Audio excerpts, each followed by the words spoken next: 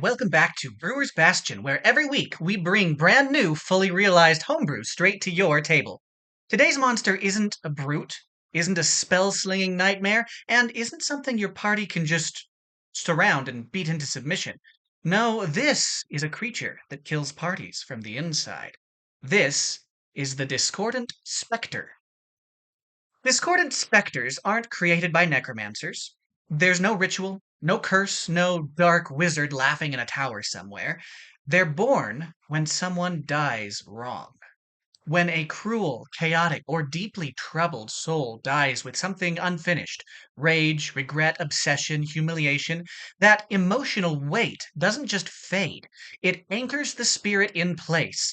The soul never fully leaves the material plane, instead becoming trapped in a half-existence on the ethereal.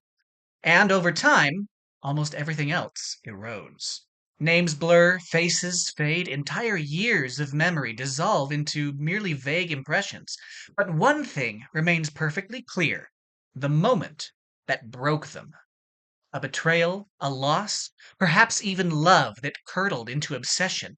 That single memory defines the specter, and it defines the place it's trapped.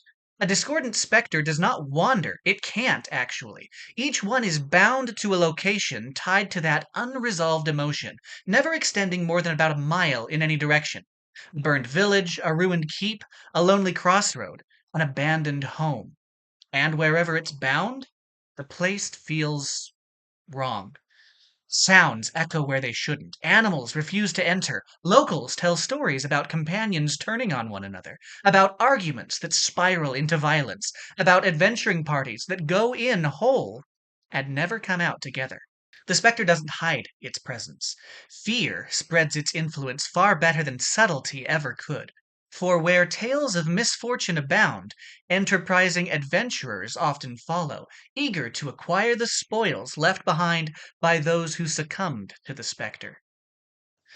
A discordant specter is permanently invisible, even when it crosses fully into the material plane. This isn't a spell, it's not an illusion that you can dispel. The creature simply exists slightly out of alignment with reality. Blades pass through empty air, spells lose focus, and most groups never even realize where it is or even that it's there at all. Now, you may ask, for those who do see it with a spell or ability that overcomes this invisibility, what does it look like? Well, Imagine the most horrible, terrifying, evil thing you can possibly think of. And multiply it by 6! but here's the twist. The specter can't directly harm the living. Like I mentioned earlier, it's out of alignment with reality, so the same forces stopping your normal weapons from affecting this thing also force the specter to get creative with how it attacks trespassers. So, instead, it does something far worse than trying to eliminate a party of adventurers. It makes them do it themselves. It speaks directly into the minds of the party, mimicking familiar voices with unsettling accuracy. A companion mutters something under their breath that the others weren't meant to hear. A trusted ally suddenly sounds resentful, conniving, even aggressive. The longer the party stays in the territory, the more the whispers sharpen. Old grudges resurface, doubts grow teeth, coincidences start to feel like conspiracies. And when it has everyone on edge, the specter starts to amp up the tension, enchanting creatures to fight against one another, then sitting back invisibly, watching the bloodshed that unfolds. So, how do you fight something that can't be damaged by most conventional means? When the party actively tries to ease tensions, convince one another to think more rationally, and aid one another in overcoming the magical effects the specter produces, that's when the specter suffers. Every time one of its manipulations fails, every time a creature shakes off its influence or an ally talks them back to their senses, the specter takes psychic damage. Its form destabilizes. The force anchoring it to the world starts to crack. To the specter, this is agony. And it reacts accordingly, lashing out in frustration, doubling down on its tricks, or retreating to the edges of its territory in search of easier prey.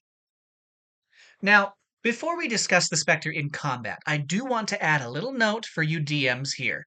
Please, please, make sure that you understand your party well out of game before introducing this thing in game. I know some parties that love the role playing opportunities that forced aggression brings. They're great for separating themselves from their characters, immersing themselves in the story, and leaning into themes like this. That's great.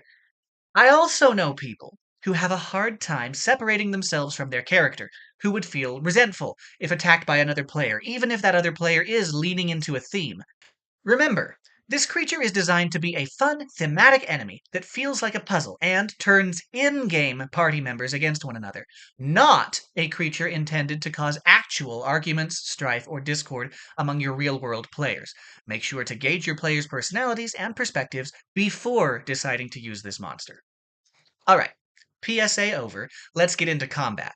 Mechanically, the Discordant Spectre is a CR5 undead controller, and it's built to make chaotic battles where the danger comes from the person sitting across from you at the table. It's always invisible, it freely shifts between the material and ethereal planes as a bonus action, it's resistant to most damage, and invulnerable to a fair amount, including non magical weapons, and it has no way of dealing damage on its own. Instead, it weaponizes the party. Its core abilities, Voice of Familiarity and Fractured Whispers, charm targets, imposing disadvantage on perception and insight, and outright turning party members hostile towards one another. And the longer the group fights internally, the stronger it gets. Thanks to its Discord Feeder ability, the Spectre gains temporary hit points every round that multiple creatures nearby are hostile towards each other. Infighting literally sustains it. But every successful save matters. Whenever a creature resists its effects, or an ally snaps them out of it, the Spectre takes psychic damage through exposed deception. If multiple party members break free in the same round, that damage starts to stack, and it does so quickly. The fight feels more like a trap or a puzzle than actual combat, where the players are going to have to figure out what's going on and how to combat it. And if the party figures it out, the Spectre starts to crumble, often outright fleeing the moment the party figures things out. Discordant Spectres shine as slow burn regional threats. Rumors of missing adventurers, inexplicable violence, or the chance to recover loot from fallen adventuring parties are perfect hooks. And victory doesn't usually come from a killing blow. It comes from refusing to be what the Spectre wants you to be. If you enjoyed the Discordant Spectre and you want the full stat block, lore, and sourcebook style formatting, join the Bastion on Patreon for access to the complete release. I'll add a link in the description. As always, thank you so much for watching, and be sure to like and subscribe so you don't miss any of my weekly monsters. And if you use this creature in your campaign, go ahead and share the story in the comments. I would love to hear about it. That's all for this week. Until next time, may your wit be as sharp as your sword.